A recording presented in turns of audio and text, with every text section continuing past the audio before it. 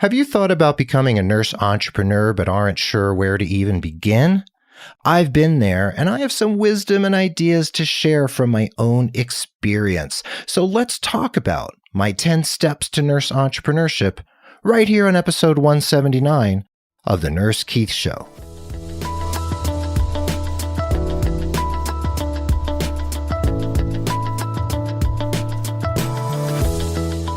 Well, hello and welcome to the Nurse Keith Show. I am so grateful that you're listening, whether it's your first time tuning in or you've been hanging out with me for months or years. Thank you from the bottom of my heart for being part of the growing Nurse Keith Nation. I want to give a shout out to a couple listeners. My dear friend Mary H., who recently moved back to Virginia from here in New Mexico. Mary listens every night. She's not a nurse, but she likes the sound of my voice, and I put her to sleep. I hope I don't have that effect on all of you, but Mary H., I love you for listening. And I want to give a shout out to Bradley S. down in Florida. I just saw Bradley at the NNBA, National Nurses in Business Association Conference in Vegas. Bradley, thanks for being here with me. This podcast is, of course, all about you and your nursing career, and I'm here to share education, inspiration, and ideas that will get you moving in a positive and hopefully very, very inspired direction. If you want to see the show notes for this episode, you can follow at nursekeith.com/episode 179. Anyway, I am thrilled that you're here, and we're going to jump into the studio and dig right into today's topic.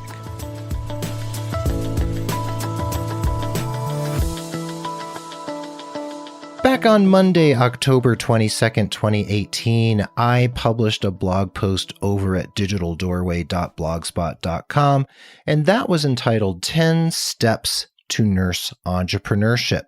So I wanted to dig into this because I get a lot of questions about how to even begin as a nurse entrepreneur. I am not an absolute expert, but I know a lot of experts, and if you need referrals for particular types of help, I can give it. But there's plenty of things I can help you with as a career coach and as an experienced nurse entrepreneur. So recently, I was at the 2018 annual conference of the National Nurses in Business Association, also known as the NNBA, and Michelle Podlesny, my dear friend and the president of NNBA, put on an amazing event. We had over 300 people, so the conference has really grown, but still maintains that family and community atmosphere and environment that really engages everyone in conversation and the sense of belonging. So whether you lack business acumen or you have some and you want to learn more, the NNBA is a great community to connect with because there's so many wonderful experts and people like you, perhaps, who are just on the road or maybe haven't even embarked yet. And you can connect with them. And I would love for many of you to join me at the 2019 NNBA in October of this coming year, the new year. So there's so many things to think about in terms of entrepreneurship, and I know it is overwhelming. But we're going to begin with a little review of what a business actually does. And we can break it down like this. A business identifies a problem, or what sometimes is referred to as a pain point of a particular target audience or target market or niche, and then that business delivers a product or service that solves that problem. The conundrum here, or the challenge here, is that we need to make sure we identify a problem that people actually have, and we have to make sure that those people who have that problem are potentially willing to pay for your solution to their problem. That's business.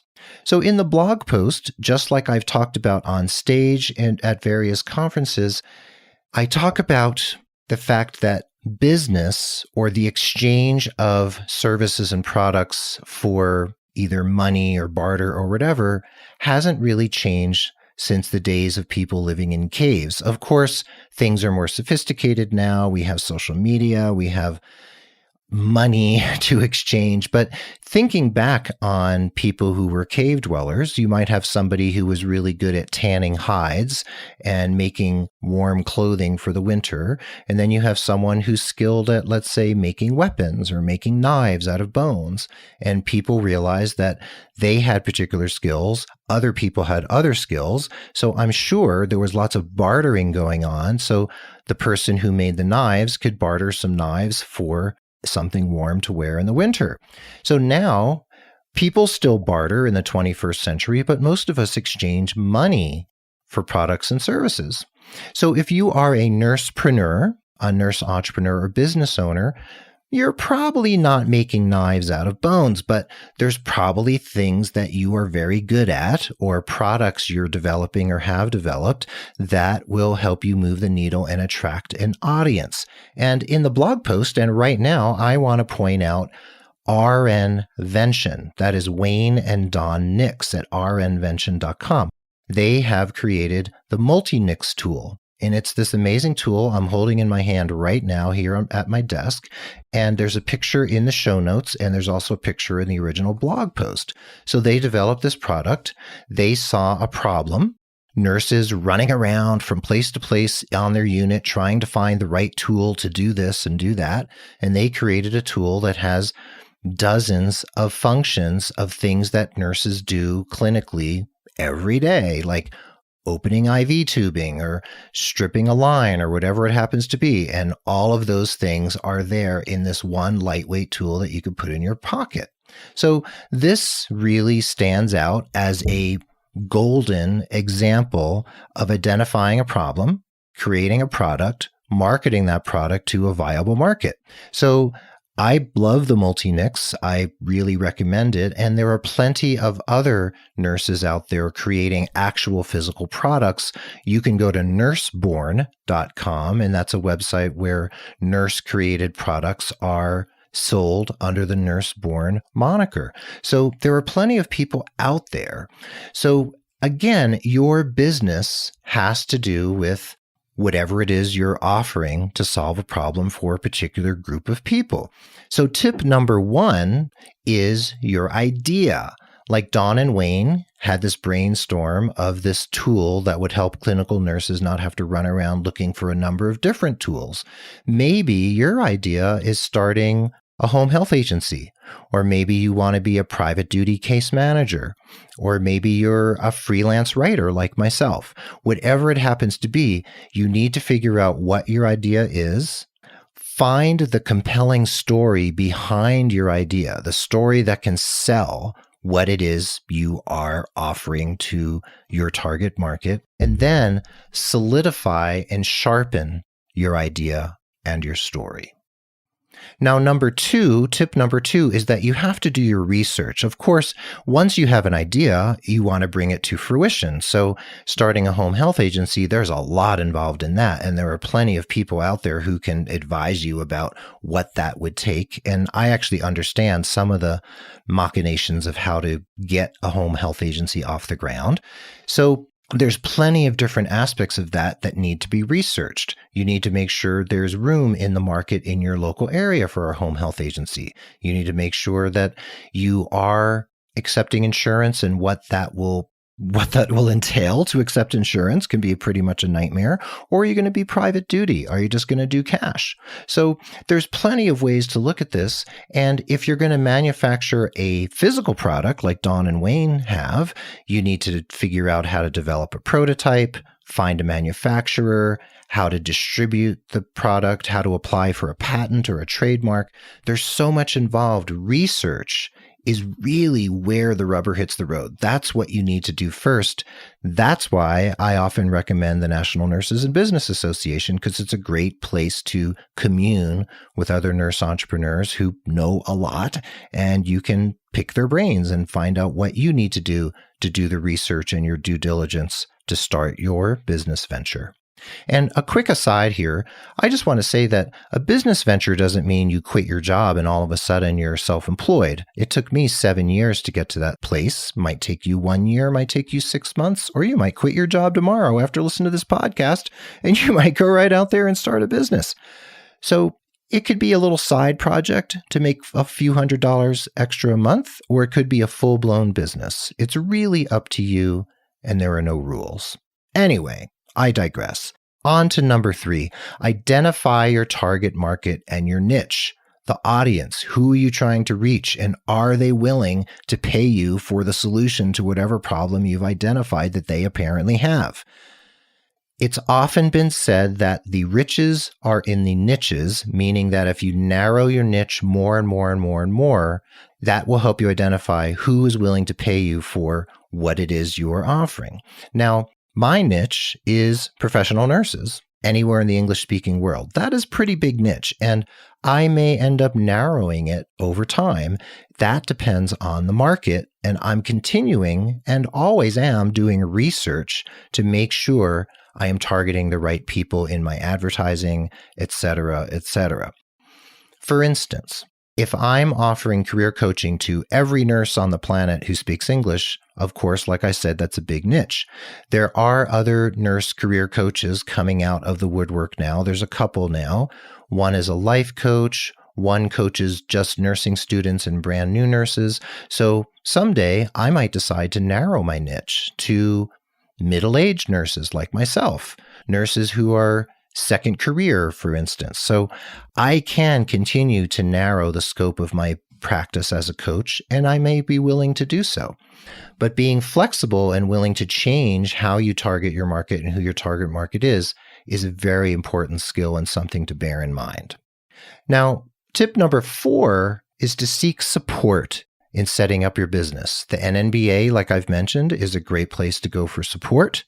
You can also go to score.org, and there are SCORE centers in many cities and towns, including here in tiny Santa Fe, where there are often retired business people who mentor people like you and me for free. So score.org is a great place to go. You can also just look up small business incubators in your area or the Small Business Administration, which is a national organization. SCORE is definitely the place to begin, as is the NNBA. If you hang out with people who know a little more than you, who have been around the block a few more times than you, that's how you're going to learn. That's how you find mentors and guides, and seeking support is definitely what you want to do at any point in your entrepreneurial journey. Number 5, you want to choose a name for your business, and you need to think carefully about that because that is part of your brand. The name of your company is going to be everywhere. Your business cards, social media, your website, your letterhead, your checks, your credit cards, everything like that.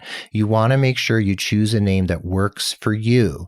I chose Nurse Keith Coaching because I have a coaching practice, but my overarching website is nursekeith.com.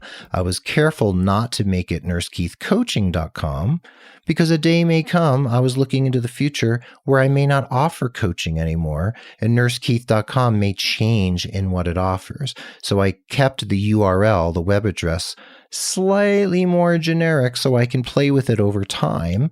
However, Nurse Keith Coaching works for me at the moment in terms of the name of my coaching practice itself. I hope that makes sense. And we are going to come back from the break shortly and go through tips numbers 6 through 10. We'll be back soon. Well, we're going to take a quick pause for the cause about how you can support the Nurse Keith Show. That's right. You can become a patron of the Nurse Keith Show, just like other listeners who value this show so much that they want to give just a little bit each month to support the work we're doing here. When you pledge, you not only get the satisfaction of helping produce and support the show, you also get some pretty cool premiums from me. So just head over to patreon.com/Nurse Keith. That's patreon.com/Nurse Keith to read all about it. Also, please consider signing up for my newsletter over at nursekeith.com so that you can receive my bi-weekly message to you right to your inbox. And remember to leave a rating and review of the Nurse Keith Show over on Apple Podcasts and iTunes because it really helps other people find the show. So those are my sincere asks of you, dear listener. So now let's get back to the Nurse Keith Show and the subject at hand.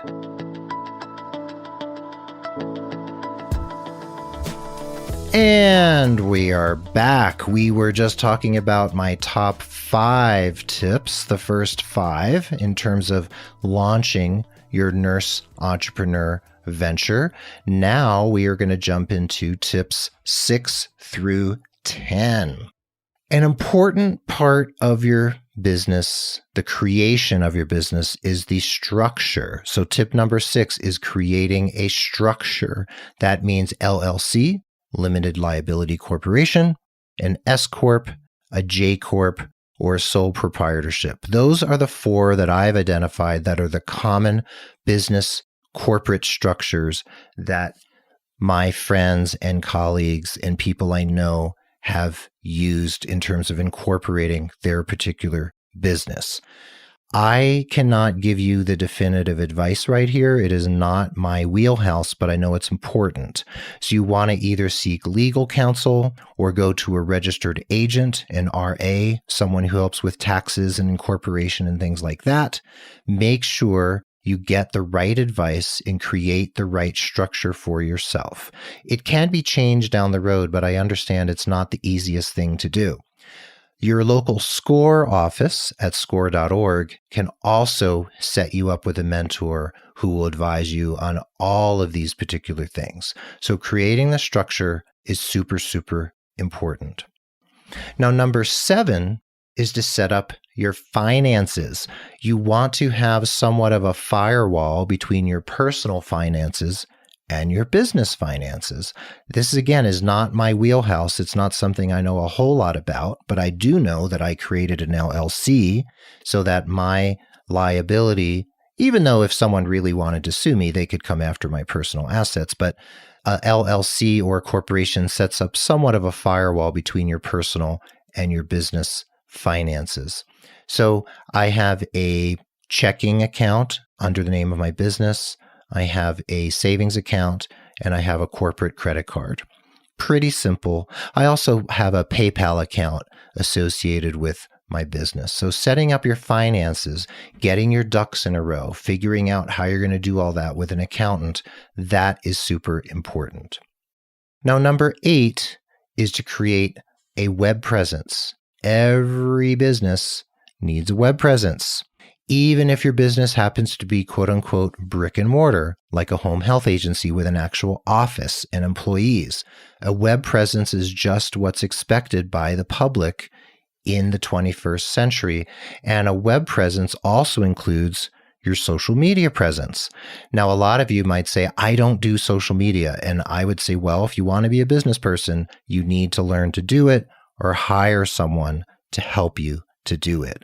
A web presence is absolutely, positively essential. You cannot do without it.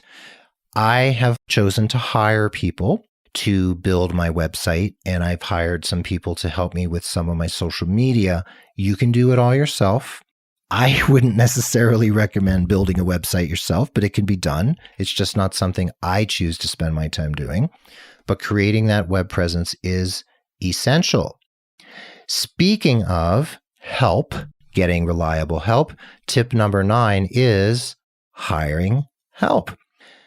Aside from your mentors, the people at SCORE, the people at the small business incubator in your town, maybe your colleagues and friends and family members, you're probably at some point going to have to hire contractors or maybe even employees to get you through certain parts of the setup and the running of your business. At this time in my business and my career, I have a podcasting coach who helps me with making sure my podcast is running right and figuring out ways to make it better and better for you, the listener. I have a social media coordinator who doesn't do all of my social media, but does quite a bit so that if I'm sick or on vacation or I'm busy, I know that some social media is happening even while I'm unavailable. I also have a web designer. I got the website designed, but then it needs tweaks over time and updates. So I have someone to help me because I just can't figure out that stuff by myself. So I need help. I also have a podcast producer, someone who edits and produces this podcast Tim of thepodcastinggroup.com. He's amazing and his team is wonderful. And finally, I have an accountant/tax preparer. That does sound like a lot, doesn't it? I didn't have all these people in place at the beginning. It's been a process. I've even had several business coaches along the way, and business coaching is definitely a very, very important investment for the health of your business. In terms of a business plan, you need mentors. You need people in your life and in your world to help you come up with the plans. I've laid out the skeleton of a plan, but someone has to really help you, or you can help yourself to come up with a solid business plan and how you're going to attack this particular endeavor in your life. Tip number 10, the final tip, is to be nimble and be willing to pivot. Pivot is a big word out there in the business and corporate and entrepreneurial world. My friend Kevin Ross uses it all the time. You need to be able to change with the economic and market winds that blow. I'll give you an example. When I first started out coaching, I was doing mostly health and wellness coaching for nurses, and it really didn't feel like my particular area of greatest strength, but I was giving it a shot. But what happened was that everyone who started to come to me was asking for career advice because they liked the things that I had to say on my blog and in my articles about nursing careers. So I retooled and shifted and pivoted. I was nimble and I flexed by changing from health and wellness and self-care and burnout prevention for nurses to career-oriented coaching for nurses, though the health and wellness is worked into that.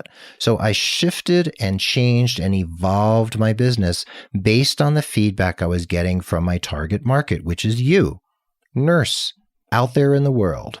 So nimbleness is paramount. You need to flex. You need to pivot. You need to be able to roll with the punches and change when you need to change. So that's why having people in your corner who will help you do that is super, super important as well, because these are big decisions and you want to make prudent decisions and do your due diligence so that you make the right moves.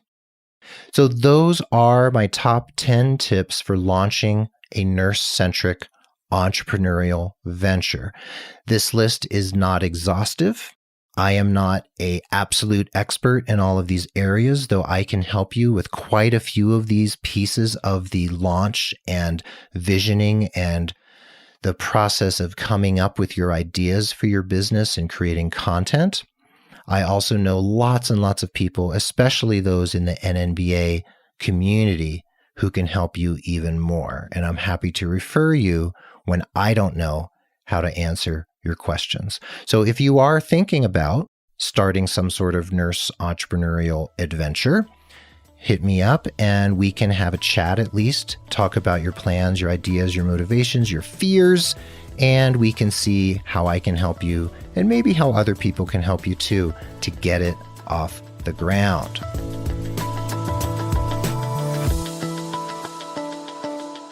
So there you have it. I really appreciate you listening. This is episode 179. And again, you can go to nursekeith.com/the-word episode and the number 179 to read the show notes, see these 10 tips, see some links that I shared to SCORE, to the NNBA, etc., and a link to the original blog post at digitaldoorway.blogspot.com. So I hope you feel uplifted and empowered from this episode, and I want you to take inspired action every day in the interest of your professional satisfaction and your career development and really your personal happiness and well-being. The Nurse Keith Show, like I said, is edited and produced by Tim Hollowell of thepodcastinggroup.com. Social media and promotion are handled by Mark Cappy Speeson. They are two people for whom I am eternally grateful for their help with the Nurse Keith Show and with marketing of Nurse Keith Coaching and nursekeith.com. I want you to stay positive, care for yourself and others, take inspired action in the interest of your career, and keep tuning in again and again as we explore how to take your life and your career to the next level. Be well, dig deep, seek joy, and keep in touch, and adios till next time from beautiful Santa Fe, New Mexico. Talk to you soon.